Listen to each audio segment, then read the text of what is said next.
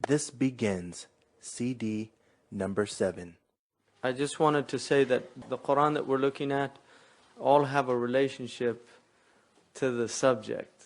And the thing about the Quran is sometimes you don't see the relationship.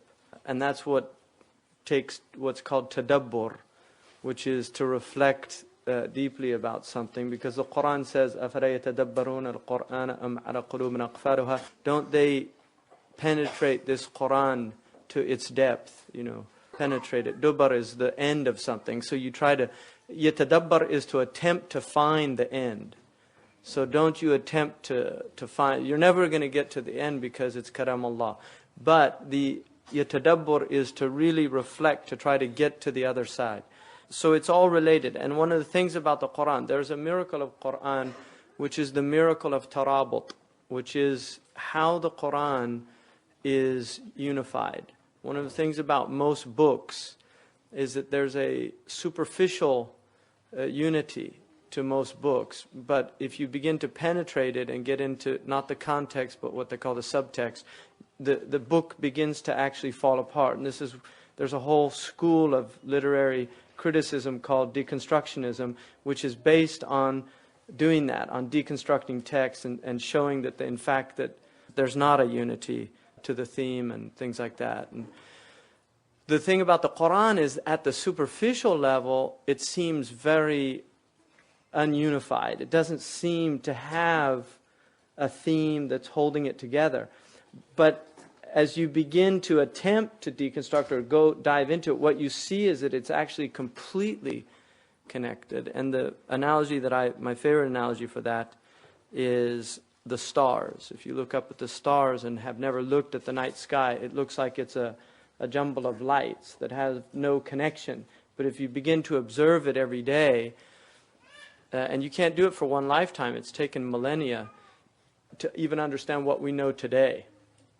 And even what we know today is like somebody who threw a net out into the ocean and he pulls in all the fish and he determines that's what's in the ocean based on the size of his net. So human knowledge, what we know is like throwing a net into the ocean of knowledge, and we've pulled in a certain amount, but it's only what our net contains. And there's different people have different intellectual capacity. The Quran mentions about sarat al-awdiyatun biqadriha, that when Allah revealed the water, it flowed in the valleys according to the measurement of the valley. And Ibn Abbas said it means that when Allah sent down the Quran, every human being will get a different amount of understanding from the Quran, like that valley in which the water flows. Some valleys can take a lot of water and other valleys can't take very much. And human beings are like that. And there's a hikmah, there's a wisdom in that. So one of the things of this connection between the Quran is the connection between a chapter and then the chapter that follows it. And Ali Imran is what precedes An-Nisa. And of all the women, the highest woman, the one that was chosen above women, was the mother of Mary, alayha salam. And there's a strong opinion of many scholars, including Ibn Abi Zayd al-Qayrawani, that she was actually from the Nabiyyin, that she actually received revelation. It's a strong opinion. The majority, Jamhur al-Ulama, the majority of scholars say that the prophets are from male only. But there's a strong opinion. It's not a weak opinion. It's not. And Ibn Hazm and others were absolutely convinced of that. So Ali Imran ends, you see, the Maryam is the fruit of Ali Imran, which is that prophetic line. And so the prophetic line of Bani Israel ends with a woman, because she is the one that gives birth to Isa, who doesn't have a father. So he's actually comes through the prophetic line through a woman, which is interesting also from the Prophet ﷺ's family, which is through Fatima ﷺ. So you have a similar, the beginning of the prophetic offspring of the Prophet ﷺ. In other words, the prophetic line is through Fatima and not through a son. So Ali Imran is followed by An-Nisa. Now if you look, last week we looked at the beginning, which is all about taqwa and having awareness of your kinship bonds that are from the womb. And the womb is what? Woman, from one cognate, it's the man who has a womb. Because traditionally, Mensch in German, which is where we get men or man from, was a noun that applied to both male and female. It didn't have a gender-specific meaning. And so woman is also a Mensch, a man. So, and this is what insan is. Insan applies to both male and female. And then you get dhakar and untha are the two that come out of that, the male and the female. So if you look at the end of Al-Imran, which the end of chapters often are deeply related, in fact, according to Ibn Zubayr, always related to the beginnings of the next chapter. There's a thematic relationship between one that preceded and one that follows. If you look at the end of Ali Imran, in which this verse is the 200th verse of this chapter, and it is Ya ayyuhal ladhina amanu اصبروا وصابروا ورابطوا واتقوا الله لعلكم تفلحون. It's, O you who believe, اصبروا, have sabr, patience, وصابروا, and have musabara. Both of these words, اصبروا وصابروا, are from sabara, يصبروا. And the root of this word, sabara, is to be patient or to bear something. Because that's what patience is. Patience is bearing something and accepting it. And the command here is to be patient. If you believe, اصبروا وصبروا. يا أيها الذين آمنوا اصبروا وصابروا. Have patience and have musabara. Musabara is patience with others. So the first is have patience with yourself, and then the second is have patience with others. Because all relationships in the world are only of two kinds: relationships with yourself and relationships with others. That's it. Now, the idea of a relationship between yourself and between Allah subhanahu wa ta'ala, there's two ways you can look at that. One of them is that in reality, Allah subhanahu wa ta'ala was and nothing was with him, and he continues to remain as he was. In other words, your contingent existence in relationship to Allah is cancelled out. Right? And that's one of the meanings of La ilaha illallah. That there's no reality except Allah. Which is not to say this is Allah. It's to say that this is really, it's not real, because Allah is the only haqq, but He created this with the haqq. So what that means is it has contingent reality. So we're not like Hindus that say that this is an illusion, although there is an illusory aspect to the world. There's an element in the world that is, it's an illusion, and we know that now. I mean, you can go into, they can put you in a virtual game now, and you'll think that what's happening to you is happening.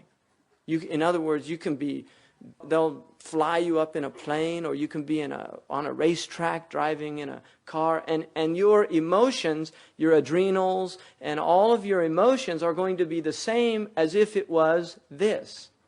Right? That's an analogy, in a sense, for what's happening here. Because in the end, most of what's happening, they're mental formations that we set up in our mind, and you can get so caught up in that you lose sight that it's a virtual reality, that this is a type of virtual reality, but it does have reality in that it exists by Allah. It's contingently existent. And so your relationship with Allah subhanahu wa ta'ala is a real one. It's not unreal, nor is it an illusion. But your relationship with Allah subhanahu wa ta'ala has both elements. In other words, it has the aspect of sabr and musabara. It has both elements. So this is in relation to how we are in the world. All right?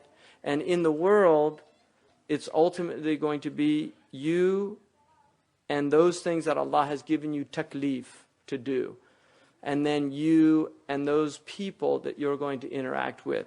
Concerning those things with which Allah subhanahu wa ta'ala is saying, isbiru, the first and foremost is knowledge of Allah subhanahu wa ta'ala. That coming to know Allah is a process. You don't get an illumination. There's a process of coming to know Allah subhanahu wa ta'ala. It begins with infancy, and as you move on and get older, it continues. So initially, a child, when it comes into the world, it's in this state of unity. It hasn't differentiated yet, and then it begins to move into differentiation. And during that process, the parents are entrusted with giving that child guidance. In other words, making the experience of coming into the world of differentiation meaningful and reminding them of where they came from. You have to remind the child where they came from. So that becomes an obligation. So the process of coming to know Allah is taklif. It's actually, we are responsible.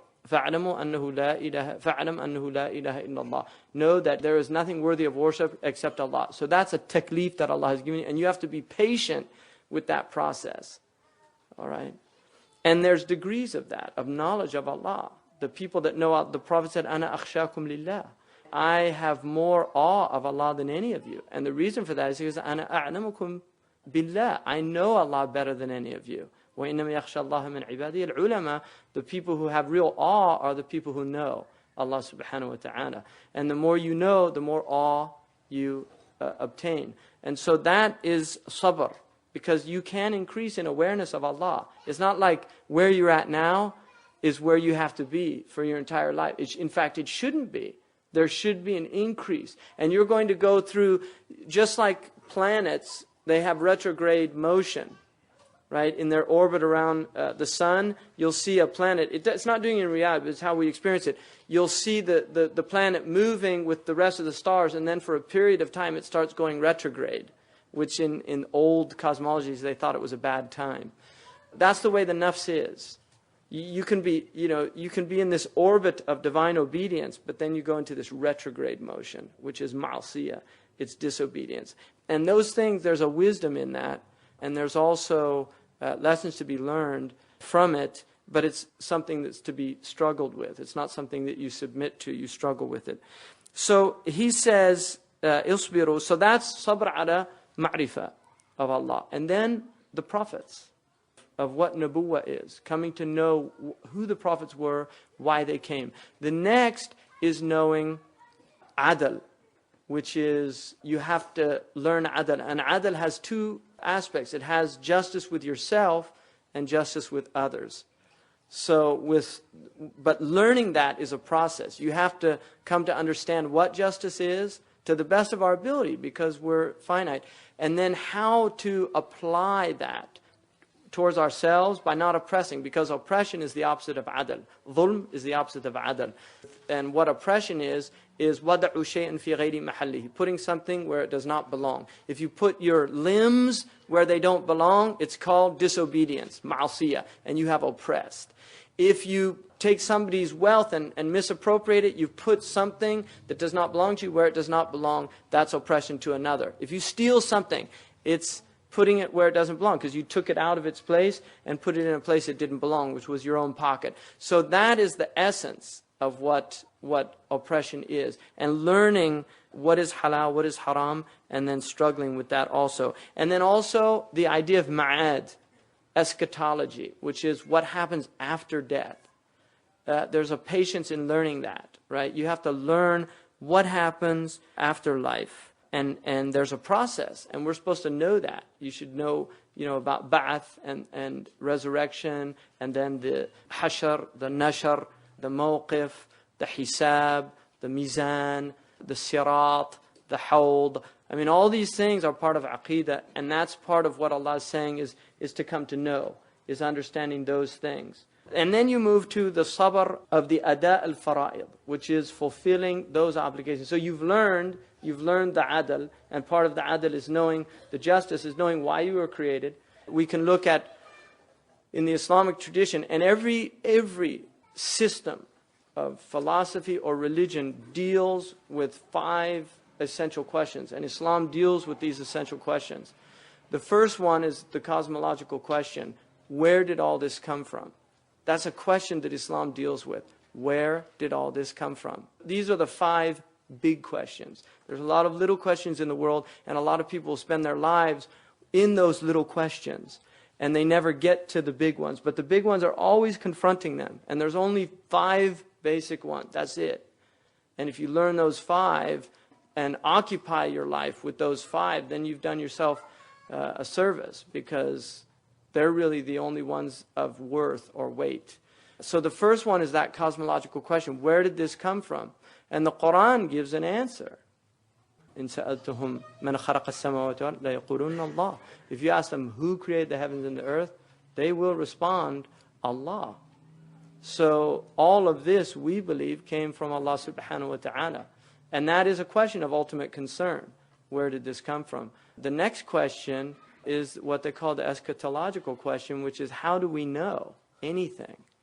Right? In other words, what is knowledge, and how is knowledge obtained? And the Quran answers that question again in the beginning of the Quran. اقرأ باسم ربك الذي خلق. Read in the name of your Lord who created. خلق الإنسان من علق. اقرأ وربك الأكرم الذي علم الإنسان بالقلم علمه ما لم يعلم. Allah is the one that taught the human being. And He also said, علمه البيان. How do we know things? We know things through language. The difference between the human and other creatures is that humans know language. Now, one of the things about language, Chomsky has what he calls the LAD, the language acquisition device, which he's saying that language is inherently programmed in the human being. In other words, it's there. Now, if you look at what a child learns in the first few years of life, by the time it's 2.5 or 3, it's speaking formulated sentences. Those sentences are much more complicated and difficult than basic mathematics. 2 + 2 = 4. To say, I want to go out and ride my bike, that is much more complicated than 2 + 2 = 4. And yet, a child of 3 can say the second and cannot say the first. It can't understand it. So where did its ability to acquire language come from? عَلَّمَهُ الْبَيَانِ. He imprinted, because allama means to imprint something. And that's why the allama bil-qalam, he taught with a pen. The original pens were into clay tablets. That's why the earliest tablets that we have, the earliest writing, is clay that has these imprints. That's what the alama means. Allama means to imprint something. And so the human being has certain things imprinted in him that begin to emerge. And throughout your life, at different stages of your life, you're designed to be ready for something at certain stages. You're not ready for geometry at the age of 7. You can't understand it. I mean, there's absolute geniuses, which is, like the Arabs say, الشاذ يحفظ ولا يقاس عليه. Somebody who's unusual or out of the ordinary is taken into consideration, but not used as a standard to assess other things. So you're not ready for certain concepts. Certainly the concept of death, you cannot understand that concept in any real deep level until you begin to move into the age of tamyiz. So this idea of eschatology, with how we know things, and the Quran tells us that. And then there are 2 ways in which we know things. We know things through direct intuition, which is called daruri, right? And then we know things through discursive thought, which is called nadari. In other words, the ability to reflect on things. So things that we know intuitively is that this is greater than this. Even a child knows that. How do we know that? We don't really, that's a difficult one to get to, of why we know that type of knowledge. But the fact that we know it, it's intuitive. So there are things we know intuitively, and then there are things we learn. We have to learn. Now, one of the other things, this divides into 2 types of knowledge again, which is revelation and then inspired knowledge. Revelation is what prophets are given, that we do not have access to except a small portion, which is 1/46. There's different hadiths about that, but 1/46 of prophecy is a true dream, which every human being, including irrespective of religion or anything, every human being has access to that. And one of the reasons for that is to let people know the nature of revelation. So you can have a dream that actually comes true. And many, many people have had this. There's books written on this subject, clairvoyant dreams. So that is a portion of prophecy that only indicates the nature of prophecy, that it is the ability to know something that you have no material means to know it. Right? It's neither intuitive nor is it discursive. You can't learn it, you can't acquire it, nor do you know it intuitively. It's given. It's a knowledge that is given, and that is given to the prophets. So that is the question of how we know things. And then you have the ontological question, which is, who am I? Who am I? I mean, that's a question. Who am I? And the Quran answers that question, who you are. The Quran answers it by telling you that you are a slave of Allah. You're abd, right? You are a servant of Allah subhanahu wa ta'ala. That is who you are. And the Quran also tells you that you're dependent. Because a lot of people, even though it's as obvious as the sun on a midday morning, many people are actually not aware that they are dependent creatures. It's a fascinating delusion that many human beings actually have. They are not aware that they're dependent. And so who you are is you are in time, in space, right? You're an in time and in space creature, so you're dependent on time, space. And then you're a biological creature, which means you have the 5 biological functions, one of them being ingestion and the other excretion, right? So you ingest and you have to excrete, so that you're dependent on food, you're dependent on the processing of food, and then on the elimination of what is separated from that food. So all those are indicative of your state with Allah subhanahu wa ta'ala. You are faqir, you're abd. So you're a servant and you're dependent. The nature of servitude is dependence, right? Because the servant is dependent on the master. So that is who you are. And then the next question is what they call the soteriological question, which is, what is my purpose in life? Why am I here? And that question again is answered in the Quran. There are 3 reasons for your existence according to the Quran. The Quran says that He created you from the world, from the earth, min al-ard, wasta'marakum fiha. Right? And then He placed you in the earth in order for imara. Imara is to cultivate. Umran is cultivation or civilization. The imara is the opposite of ifsad. So for instance, if you go to Las Vegas, in Arabic you can say amaruha, they cultivate it. But in reality, the Quranic perspective, Las Vegas is not imara. It's not cultivating. It's doing the opposite. Because the thing is, the Arabs say, whoever cultivates thorns will not harvest grapes. Right?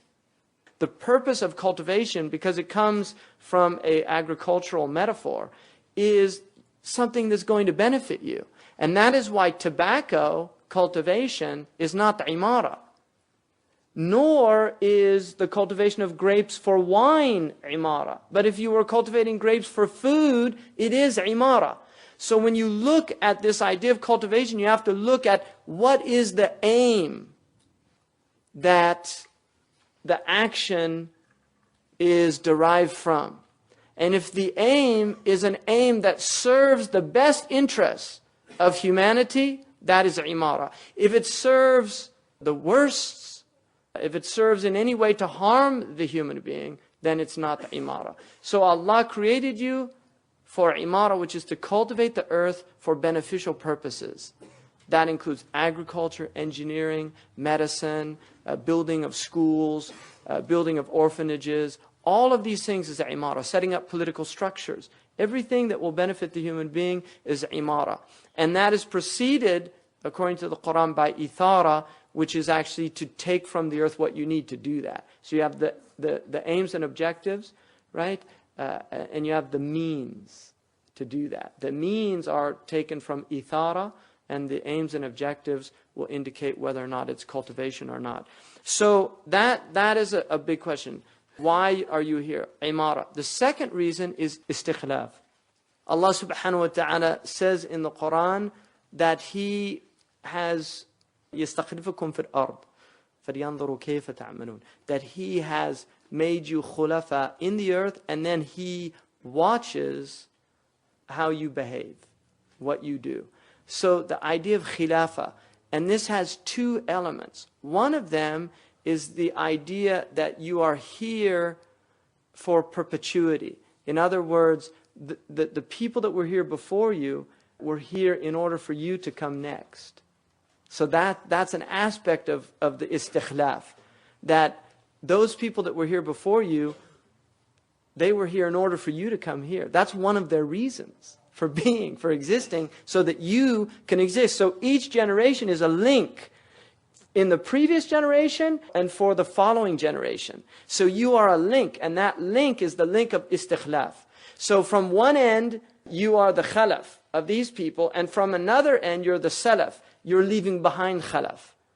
All right? So that is one of the reasons why Allah placed us in the earth, for this linkage. That's one aspect of khilafah. The second aspect is once you realize you're a link, what does that necessitate in your perspective? Responsibility. In other words, not only do you have a responsibility for those that went before you to sustain what they left behind for you. Because think about this. If each generation had to start over and build political institutions, build roads, build infrastructure, you would spend your entire life engaged in that project. But you don't have to do that, because it was already done for you. So you have a gratitude for the people that went before you, and you feel a responsibility for those who come after you. And that is khilafah. It's a responsibility that you have to maintain the earth. And that's what Allah subhanahu wa ta'ala says, لا تفسد الأرض بعد إصلاحها. Don't corrupt the earth after it was rectified for you. It was rectified for you by Allah initially by creating this extraordinary globe that has a perfect admixture of gases that enable us to survive, that is a perfect distance from the sun, that enables everything on the earth to survive, that has this extraordinary 23.5 degree tilt so that you have 4 seasons that enable life to exist. He set up all of these things, and then He gave you all of this extraordinary, the canopy above you in order to orient yourself, in order to guide yourself in your travels. He created the earth a firash, according to the Quran, which is like a bed. It's neither neither too hard nor too soft. In other words, it's in between the two, so you can dig the earth, but the earth is not like sand so that you can't benefit from it. So you can build foundations that will actually last. Because if this was pure marble, you couldn't set up a house on marble. It would be almost impossible. So all of this He did, and then said, don't mess it up. Now there's another aspect of that, is that the previous generation did all of this work. Don't destroy what they did. You can rectify things, because every generation is going to do some things right and some things wrong. So you can rectify what they might have done wrong, but don't think it's all wrong. It's not. I mean, no country that has any type of infrastructure is all wrong. It doesn't matter what country it is. And what happens is, now you look at a place like Afghanistan, where the infrastructure is completely destroyed, and look at the state of the people. And don't think you can just take one government out and fill it with another government with any ease. I mean, these are really difficult situations. So the point is that if you've got a situation, it might not be the best of all possible worlds. It wasn't meant to be the best, because that's the nature of being on the earth. But don't think that you can just easily create a revolution and you're going to set things right. Because it took a great deal of time and effort to set up what exists. And so changing that is transformative instead of revolutionary, right? Transformation is better change than revolutionary change, because revolutionary change disrupts. And that's why the Prophet ﷺ did not disrupt the existing social order. If you look at his seerah, he did not disrupt the existing social order. I mean, even when he went into Mecca, he still made Abu Sufyan the Sayyid of his people. Man dakhala bayta Abi Sufyan fahuwa amin. He made him the Sayyid. He didn't say, okay, now why? Because in al-muluk إِذَا دَخَلُوا قَرْيَةً جَعَلُوا أَعِزَّةَ أَهْلِهَا أَذِلَّةً. Right? It's kings that when they come into cities, they turn it all upside down. Right? Conquering kings are the ones that disrupt everything, not prophets. Prophets just, they rectify. They put it in perspective. So the idea of why we're here is istikhlaf. That's one of the main reasons. This idea of not only that you are a link, but also that as a link, you have to maintain the link of the past by not severing that and throwing off the past, which is the mistakes of modernity. One of the big mistakes of modernity is severing the link of the past and believing that what we have today is better than anything that went before us. And the other mistake is severing the link of the future by not protecting what you've been given as a sacred trust. The biosphere, the animal kingdom, the genetic pool. I mean, these are all sacred trusts that you've been given. Don't muck this up, because it took a great deal of effort to get where it is. Not on Allah's part, it took no effort whatsoever. But even through His sunan, it did. Because Allah's sunan is eons of work. I mean, the universe took eons to get to where it is. So that is the question of, the third is for ibadah, which is worship. Now, the thing about ibadah is that ibadah permeates all three purposes. Imara, which is cultivation, istikhlaf, which is perpetuity and responsibility, and then ibadah. And the ibadah has two aspects. The first is the ibadah that involves your own self, and then the second is the ibadah that involves others. All right? So in relation to the ibadah that involves yourself, that is learning the fara'il and the mandubat that Allah subhanahu wa ta'ala has commanded you to do. And there's a reason for doing that. He did not give this to you لِيَجْعَلَ عَلَيْكُم مِّنْ حَرَجٍ. He didn't do this in order to make things hard for you, وَلَكِنْ لِيُطَهِّرُكُم, but in order for tahara, to purify you. So the whole purpose of everything that Allah has given us is not to make it difficult. It's not for haraj. Don't think that it's for difficulty that He told you to get up for Fajr, that He told you to pray. No, this is to purify you, to set you straight. Because you have an obligation to be upright. Because of the past and because of the future. You have an obligation of Khalifa. And in order to be Khalifa, in order to be a Caliph, a Vice Regent, you have to be up for the challenge. If you're not up for the challenge, you can't do it. Because if those before you were straight, then you are like their shadow, and you'll be straight. Right? And if those who come after you, right, if you're straight, then you're like their shadow. Right. But if the shadow, if the object is crooked, then the shadow by necessity is crooked, because what follows, did you see? That's what happens. So with the child, if you're crooked, the child is going to be crooked. Right? With rare exception. And that's why you have an obligation. Because children, you cannot say to children, do as I say, but don't do as I do. Doesn't work. So the idea of ibadah is to know what you've been told to know, and then to the mu'amalat, how you deal with others. Because there is a haqq of Allah in your dealings with yourself and with others. This is the haqq of Allah. Now, the whole point of this is siyasa. And siyasa is, I mean, it's translated in modern Arabic as politics. But it's not, it's a bad translation, even though that is the equivalent word in English. Siyasa is a much deeper word. Because siyasa comes from a word which is to train a horse. Right? And if you watch a horse trained, it's an amazing process to take a wild horse and train. And there's two ways to do it. You can do it with violence, which is the way it's usually done, and you can do it with gentleness. There's a complete two different methods of training horses. And I know this experientially because my grandfather was a horse trainer. He kept horses as a hobby. And I remember watching him do the gentle whip, just getting it used to going around in circles. And then when he saddled it, just slowly first, just putting the saddle on, not riding it, just getting it used to the idea of a saddle.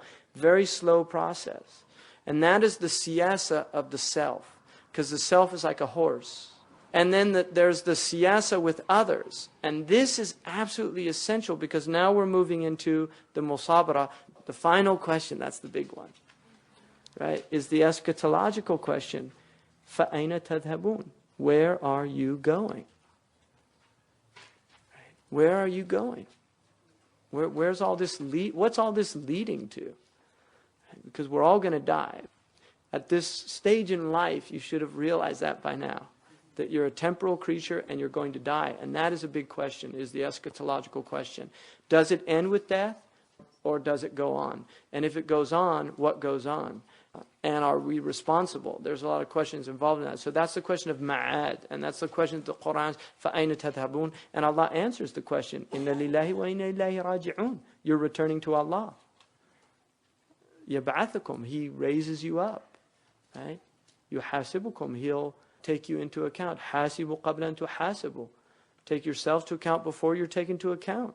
Right? Don't wait till the tax people come. You should have an accountant doing all that stuff to make sure it's all right. Because if you wait until the tax man comes and you've done no accounting, it's off to jail. Or you might just get off with a fine. Right? But you're going to be punished.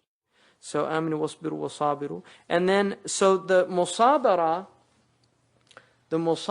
is how you, one thing about siyasa that I want to mention, which is important in relation to the male-female relationship.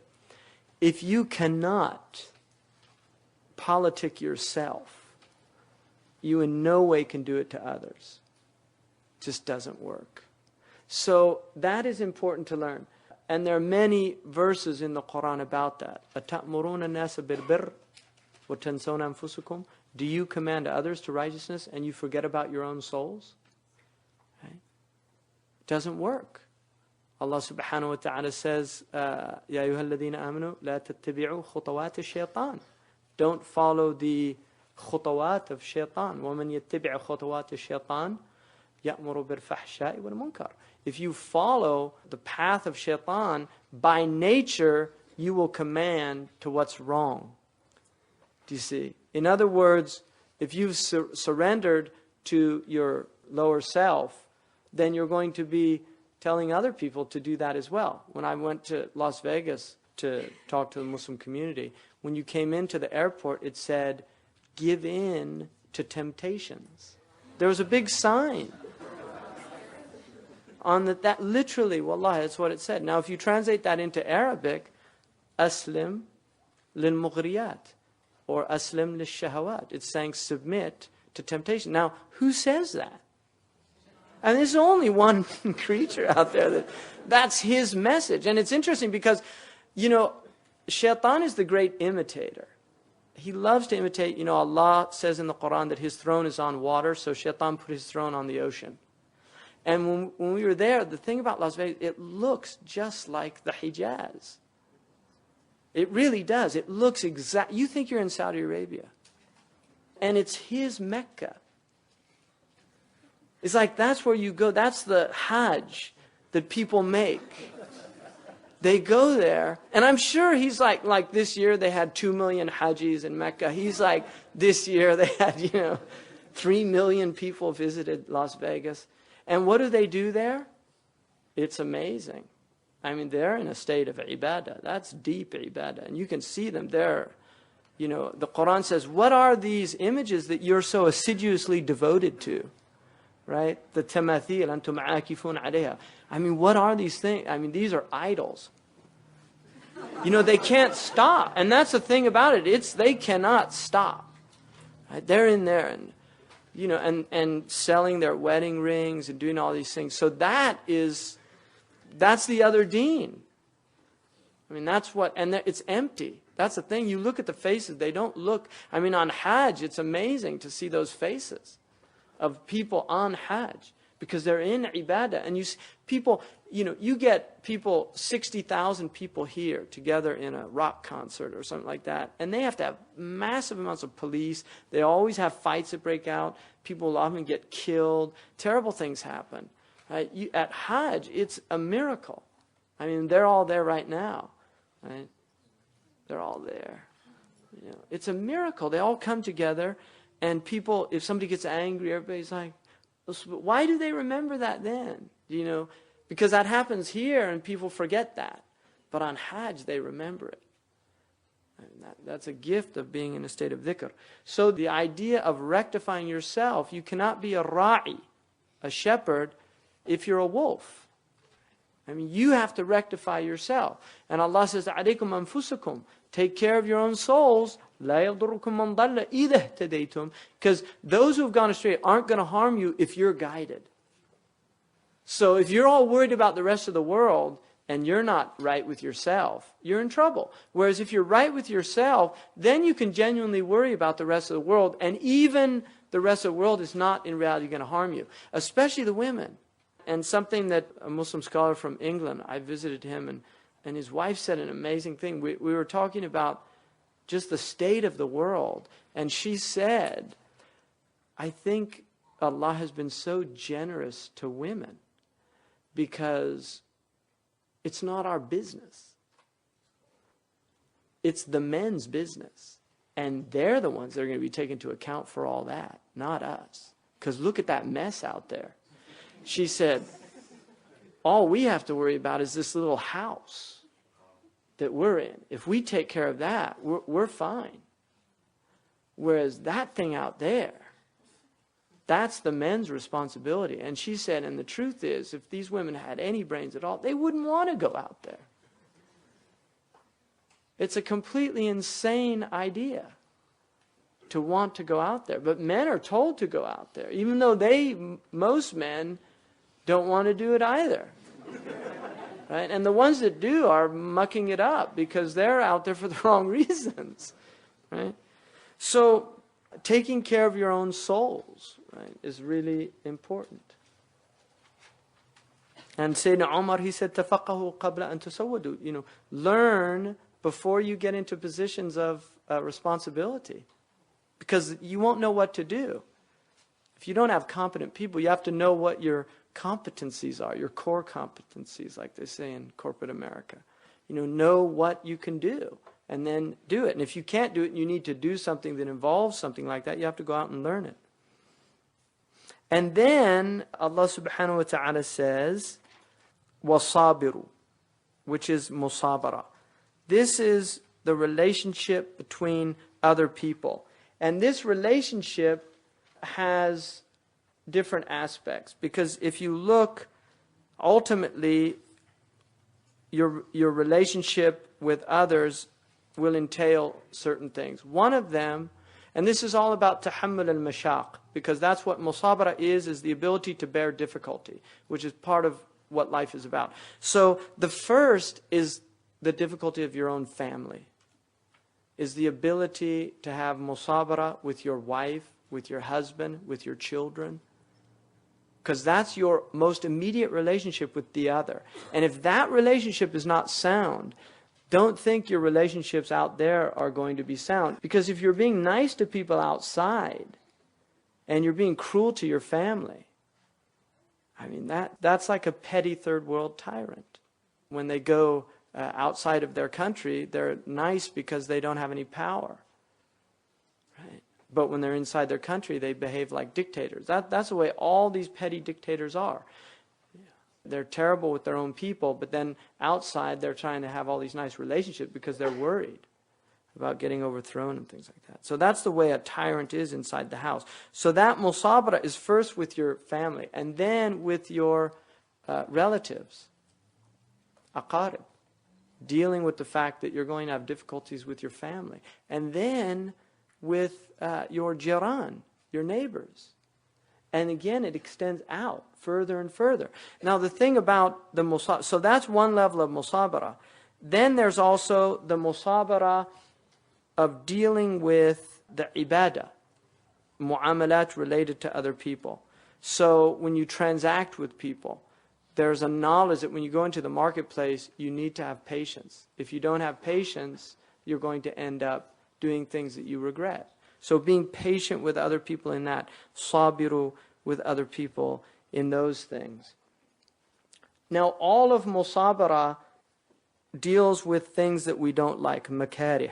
And it comes from the bad akhlaq of other people, the bad character that they show you, their treachery, all of these things. And Allah subhanahu wa ta'ala says about this, He says, وَأَن تَعْفُوا أَقْرَبُ لِلتَّقْوَى, that you should forgive and condone and pardon is closer to taqwa. Right? Allah subhanahu wa ta'ala says, وَأَعْرِضْ عَنِ الْجَاهِلِينَ, turn away from ignorant people. وَاصْبِرْ عَلَى مَا يَقُولُونَ, be patient about what they say. وَهْجُرْهُمْ هَجْرًا جَمِيلًا, and leave them in a good way, not in a way that cuts it off, in a good way. And if you look at the seerah of the Prophet ﷺ, nobody in history that I know of, nobody had, other than prophets, but the Prophet ﷺ, the way he dealt with people was always with musabara. You'll never find him losing his temper. You'll never find him taking revenge. Even the woman that poisoned him, he didn't take revenge from her. I mean, he was always forgiving. And that's what he taught. Because the Quran says, الَّذِينَ يَتَّبِعُونَ الْقَوْلَ فَيَتَّبِعُونَ أَحْسَنَ. Those who listen to what's being said from the Quran and they follow the best of it. Because the Quran has hasan and ahsan. It has good and it has better. The good is that you follow the hudud of Allah. And so the good of the Quran is when Allah subhanahu wa ta'ala tells you an eye for an eye and a tooth for a tooth. But immediately after that, what does He say? But to forgive is better. So that's the best. So Allah gives you the permission to take your haqq, but it's better to give up your haqq. And the best of people are the ones that follow the better way, the higher road. Both roads will get you to the same goal, which is the pleasure of Allah, but one gets you there much quicker. And one gets you to a higher station when you arrive because it's a higher road. So this idea of musabara is the idea of really bearing the difficulties of the world. And also this relates, part of sabr, and I didn't go into this, but part of sabr is the patience with calamities and difficulties. So that's part of sabr between you and your own soul, is dealing with calamity. This one has to do with calamities with others, that you patient and bear that and do that. And from this also is ithar. وَيُؤْثِرُونَ عَلَى أَنفُسِهِمْ وَلَوْ كَانَ بِهِمْ خَصَاصَةٌ. They prefer others to themselves even if they had need. So this is also musabara, which is where you actually prefer others to your own needs. All right? And the Ansar were the epitome of that because Allah mentions them. يُحِبُّونَ مَنْ هَاجَرَ إِلَيْهِمْ. They love those who migrate to them. They preferred them over their own souls. They were willing to give what they had to them. That's another aspect of musabara. And then also amr bin ma'ruf and nahi an al-munkar, because if you command good and forbid evil, difficult things happen to you. So being patient, musabara with that. وَاصْبِرْ عَلَى مَا أَصَابَكَ. Allah command, Luqman says, وَأْمُرْ بِالْمَعْرُوفِ وَانْهَى عَنِ الْمُنكَرِ, that to command to good and to forbid evil. And then he says to his son, and be patient about what afflicts you from other people. So Allah subhanahu wa ta'ala tells that. So, يَا أَيُّهَا الَّذِينَ آمَنُوا اصْبِرُوا وَصَابِرُوا وَرَابِطُوا. And then there's another aspect to this, which is there are three things that prevent you from doing this. The sabr and the musabara. Only three things. The first is your shahawat, passion. You see, sleep is a shahwa. So getting up for fajr, if you're so engaged in that shahwa of sleep, that shahwa will override. Do you see? So that's a shahwa. Zina is from the shahwa of sexual pleasure. So if somebody allows that to overcome them, they actually go and do haram. Right? And then, so those are patient. Also patience. So patience with ibadah and patience in doing worship of Allah and patience in not doing wrongs. That's related to the shahwa. The sabr ala nafs has to do with shahwa. Right? And then the next thing that will prevent this is, and Allah says, وَمَنْ نَهَا نَفْسَ عَنْ هَوَاهَا. the one who prevents his soul from its desire. فَإِنَّ الْجَنَّةَ هِيَ الْمَأْوَى. They get paradise. That's their abode. So that's the reason to do it. So you have that hawa, and then ghadab. The next one is ghadab.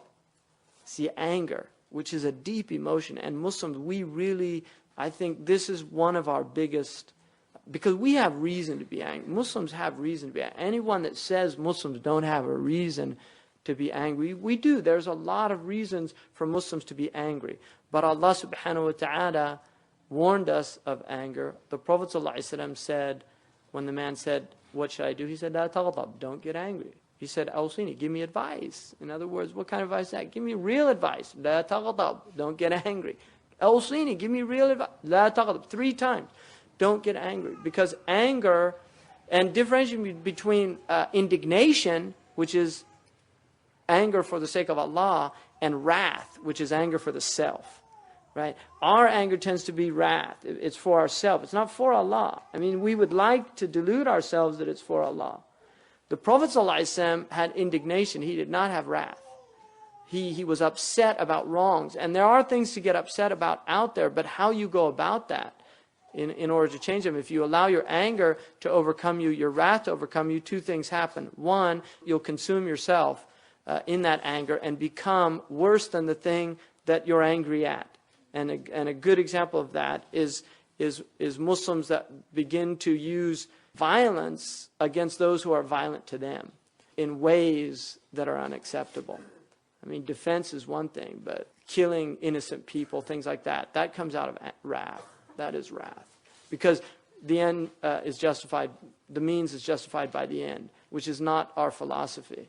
It's an alien philosophy. So this idea of rabitu is to be vigilant about shahwa, about ghadab, and the third one is hirs, which is it's covetousness. You cannot prefer others if you're holding on to what you have. You can't give sadaqah if you have this covetousness. Now, each one of these relate to a center in the human being, which is the center we've been commanded to control. The first is the quwwa shahwaniyah, which is the concupiscent soul, the soul that's related to shahwa. And the second is the quwwa al-ghadabiyah, which is the irascible soul. And the third is the quwwa al-aqliyah, which is the rational soul. In the first soul, we're commanded to guard against that. The second soul, the emotions. And then the third soul is understanding things as they are. And hirs, covetousness, comes from a misunderstanding of the nature of the world. You want to hold on to things because, one, you think that it's permanent, and it's not. And two, because you don't realize by letting go, you open up for a flow to receive more. You see, if you're holding on to something and not letting go. And then finally, after Allah says, وَرَابِطُوا وَاتَّقُوا اللَّهِ. In other words, why are you doing all this? Why are you doing all this? Why are you doing this sabr, musabara, and murabata? Because Allah subhanahu wa ta'ala. Do it for the sake of God. Don't do it for any other reason. وَاتَّقُوا اللَّهِ. And there's 2 reasons to do that. وَاتَّقُوا اللَّهِ. Guard yourself from incurring Allah subhanahu wa ta'ala's displeasure. And then لَعَلَّكُمْ تُفْلِحُونَ. That in order that you might have success. So the success is the akhirah, the jannah, the pleasure of Allah subhanahu wa ta'ala. So all those verses, that's one ayah of the Quran. Right? Ali Imran.